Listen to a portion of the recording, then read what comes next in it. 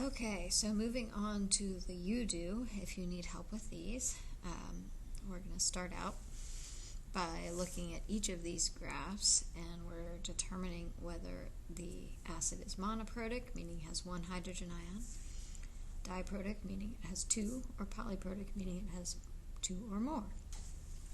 So this one, I only see one inflection point, so that would tell me that this one is monoprotic. For this one, I see an inflection point here and an inflection point here, so I would consider this one to be diprotic.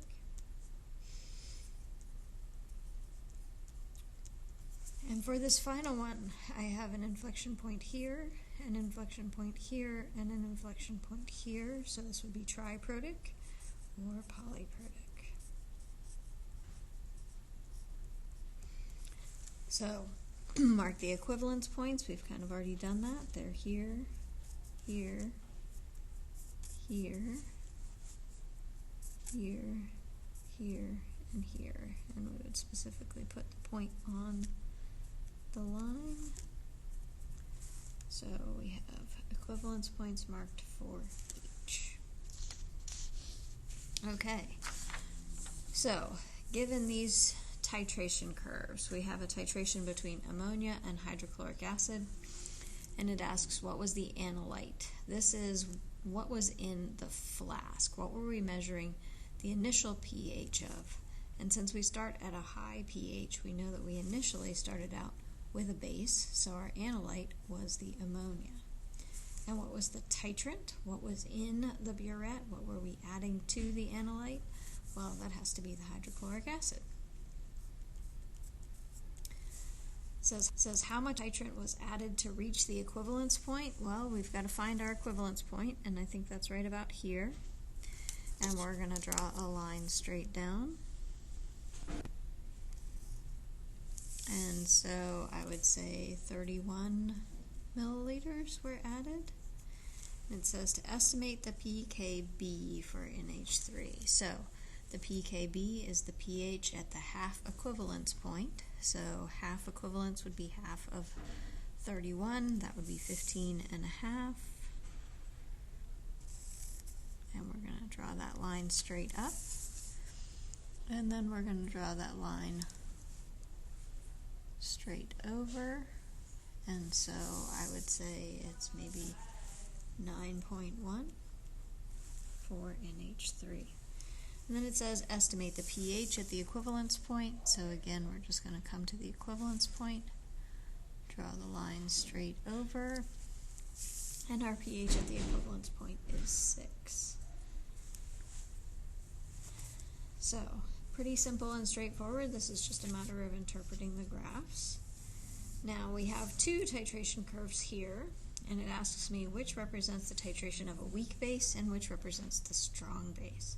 Well, we can always recognize a titration of a weak acid or a weak base because they change really quickly at the beginning. And so this one that changes really quickly at the beginning is the titration of a weak base, and the one that changes very slowly at the beginning is the titration of the strong base. So that would be A. Now we want to estimate the pH at the equivalence point for each. So I would say that for B, the equivalence point is about here, and for A, the equivalence point is about here. And so we're going to draw these lines over. So for A, the pH at the equivalence point is 7, and for B, the equivalence point, pH at the equivalence point is maybe 4.8. So for A, pH equals 7. And for B, the pH at the equivalence point is equal to 4.8. Now it asks what I can infer about the concentrations of the two bases. Well, given that it took the same volume of titrant to titrate both, I know that their concentrations must be the same. And that's because the same base is being added if it's taking the same, the same acid is being added. If it's taking the same amount, the concentrations must be the same. Okay, so question 4 has lots of parts. Our students are performing a lab to identify an unknown acid. So first they're making our sodium hydroxide solution, then they're standardizing that solution, then they're titrating the unknown acid to find the pKa and the molar mass, and then they're trying to determine which of the weak acids they used. So the theoretical molarity of the sodium hydroxide solution. When we're making the solution, we know that molarity is equal to moles over volume. So I need to know the moles of sodium hydroxide and the volume of sodium hydroxide. So I know that I have 4.03 grams of sodium hydroxide in 500 milliliters of solution.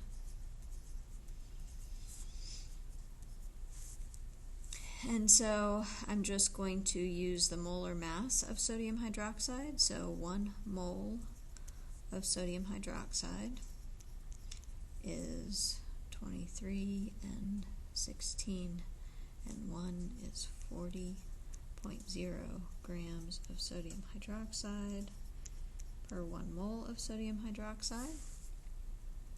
And I know there are 1,000 milliliters in 1 liter, and so that's going to give me, grams are going to cancel out, milliliters are going to cancel out, and I'm going to have moles per liter. So we have 4 divided by 0.5. I'll probably need a calculator for that. Don't really, but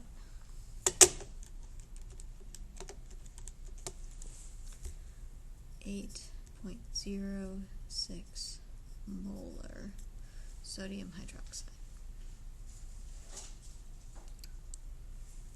Okay, now we're going to standardize our sodium hydroxide solution.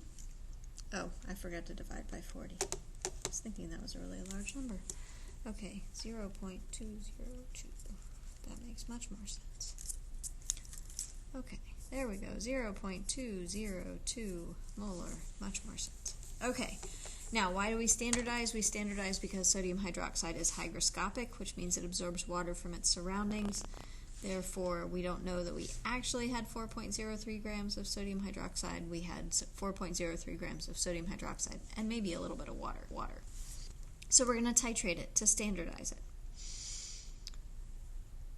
So, how many moles of KHP, potassium hydrogen phthalate, were used?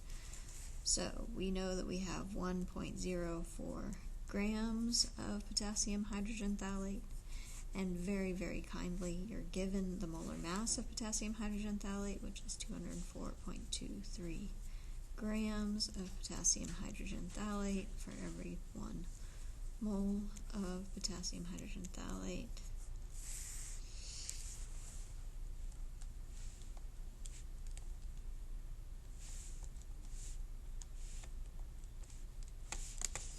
And we have, this is equal to 5.09 times 10 to the negative third moles of KHP.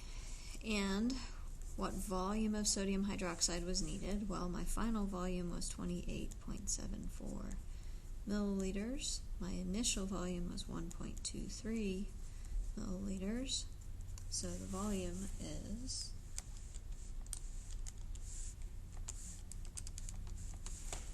27.51 milliliters. And we know that this is a 1-to-1 reaction, so the moles of KHP is equal to the moles of sodium hydroxide. So the molarity is moles of sodium hydroxide divided by the volume. And since the moles of sodium hydroxide and the moles of potassium hydrogen phthalate are the same, we can say that this is 5.09 times 10 to the negative third moles of sodium hydroxide in 27.51 milliliters. But we need to convert our milliliters to liters.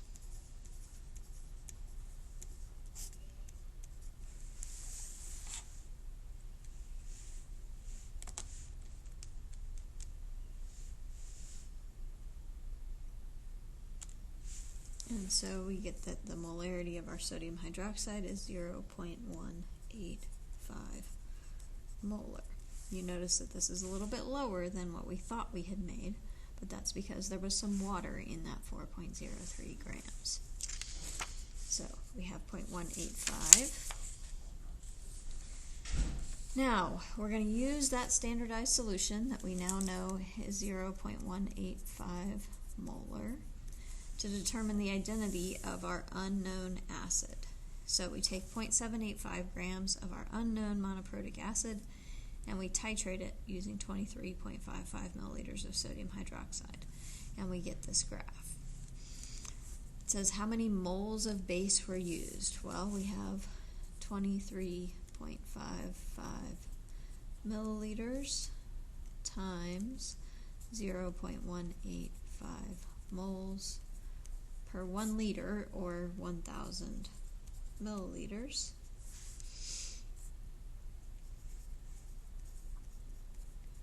And so we get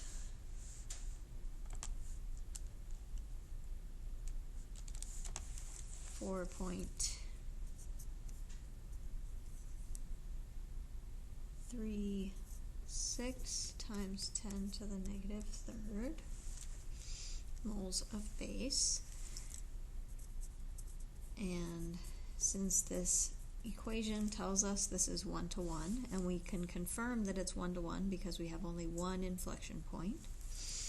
If we used 4.36 times 10 to the negative third moles of sodium hydroxide, we're also going to use 4.36 times 10 to the negative third moles of acid. And it asks us for the molar mass of the unknown acid. Well, we have the grams of the acid and we have the moles of the acid, and we know that molar mass is just moles per gram.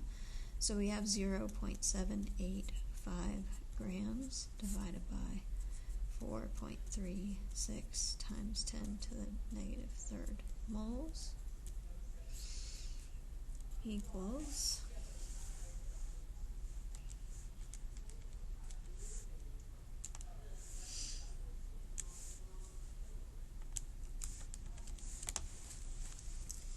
180 grams per mole. So we now know the molar mass of our unknown acid, and it asks us to find the pKa. Well, we know that the titration required 23.55 milliliters, so we know that the halfway point is about 12. That's 11.7 something. And we're going to go across,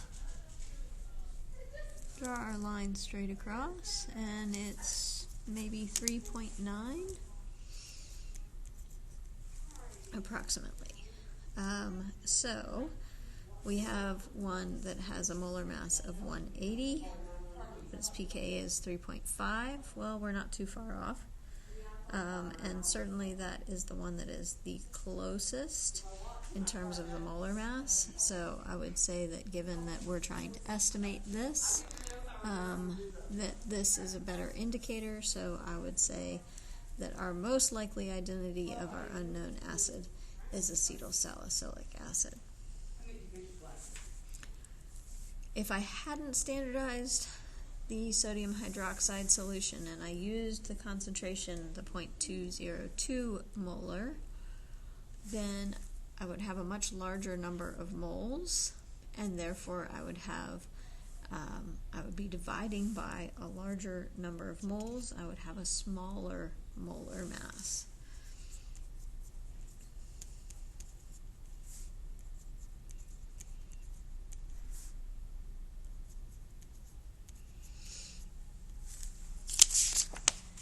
And that's it. As always, if you have any questions, let me know.